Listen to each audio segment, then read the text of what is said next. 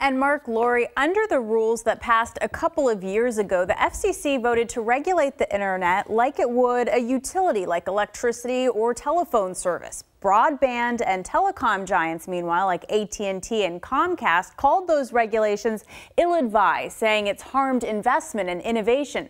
But many other tech leaders disagree and worry the internet could become pay-to-play if the rules are changed or repealed. If you compare the internet to a highway, then some fear that rolling back net neutrality regulations will create a fast lane for certain users who are willing to pay more. This is a big change, and anytime you have big change, you have fear. There's reasonable fear, uncertainty, and doubt because these rules that were just beginning to be understood are now going to all go away. Michael Schutzler, CEO of the Washington Technology Industry Association, is referring to the rules created by the FCC in 2015 under the Obama administration to try and ensure equal access to the internet.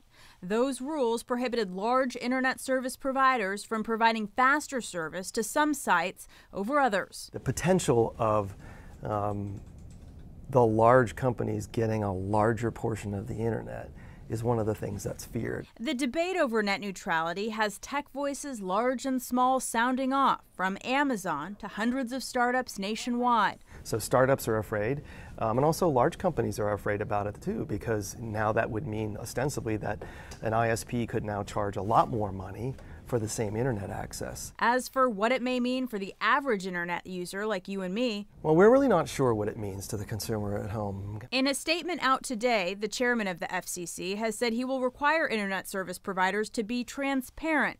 But he says under his new proposal, the federal government will stop micromanaging the internet. He called the regulations passed in 2015 heavy-handed, arguing that it's depressed investment in building and expanding broadband networks and deterred innovation. It's an argument Michael Schutzler says he doesn't buy. The current rules work. So monitor, maybe make adjustments, but wholesale throwing the baby out with the bathwater is just, to me, catastrophically stupid.